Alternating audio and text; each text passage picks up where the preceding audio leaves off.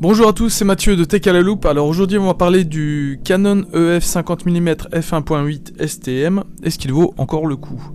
Alors cet objectif est tout simplement un des plus vendus au monde depuis plus de 10 ans et il continue d'ailleurs toujours à se vendre. Et par contre, petite précision importante dès le départ, c'est un objectif qui est dédié aux anciens appareils réflexes Canon et pas aux hybrides modernes. Il est donc conçu pour les boîtiers comme le Canon EOS 1000D, 2000D, 550D, 80D, 6D, etc. Même si la fabrication des montures EF est aujourd'hui arrêtée, il y reste toujours très populaire. Alors est-ce qu'il vaut encore le coup ou bien est-ce que c'est un objectif qui est dépassé? On va voir ça ensemble. Alors petite présentation et caractéristiques de cet objectif, c'est donc un objectif à focale fixe qui est conçu pour les appareils réflexes Canon en monture EF. Il s'agit d'un 50 mm qui est une focale considérée comme très naturelle sur plein format et qui devient un équivalent d'environ 80 mm sur APS-C, ce qui en fait une focale très appréciée pour le portrait. Côté caractéristiques techniques, on est sur quelque chose de simple mais efficace, avec une ouverture maximale à f1.8, une distance minimale de mise au point d'environ 35 cm et un diamètre de filtre de 49 mm. Pour ce qui est du poids, il est d'environ 164 grammes. C'est donc un objectif léger, compact et facile à transporter qui se glisse sans problème dans un sac photo. Pour terminer, il faut aussi savoir que ce modèle correspond à la version la plus récente, parfois appelée la version V2 et qui apporte quelques améliorations par rapport à l'ancienne génération. Alors concernant le prix, en neuf on le trouve généralement entre 120 et 150 €, et si jamais vous n'avez pas le budget, sachez qu'on peut le trouver facilement sur Le Bon Coin entre 50 et 90 €. Alors à ce prix là, le rapport qualité-prix devient tout simplement imbattable, surtout pour un premier objectif de ce type, si jamais vous êtes débutant en photo.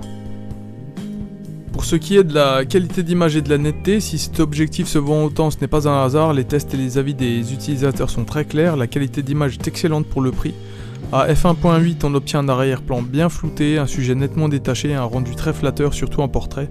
Alors attention, comme beaucoup d'objectifs lumineux, il n'est pas son maximum de netteté à pleine ouverture et en fermant légèrement vers 2.8 ou f4, l'image devient très nette et homogène.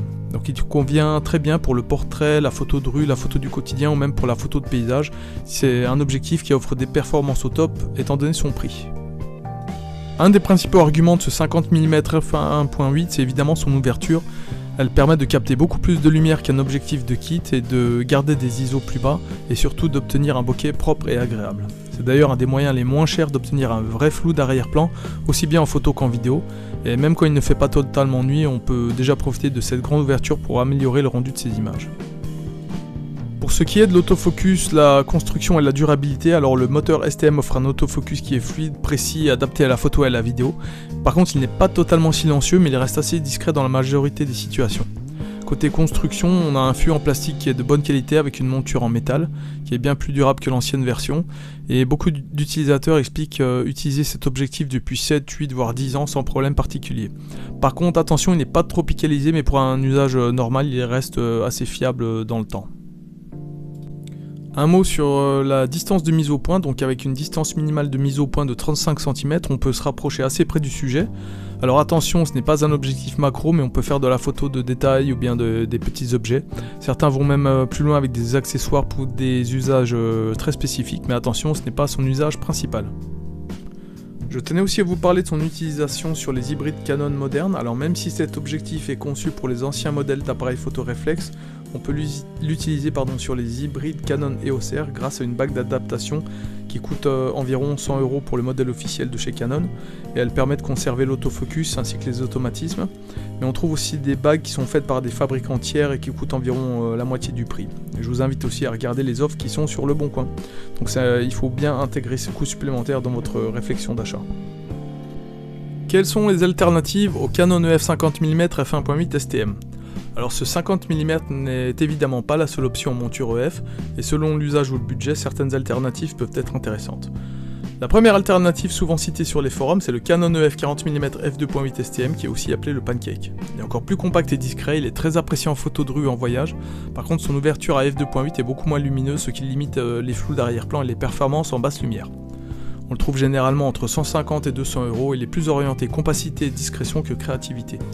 En effet, il ne pèse que 30 grammes de moins que le 50 mm f1.8. Sachez aussi qu'il existe des versions plus haut de gamme du 50 mm.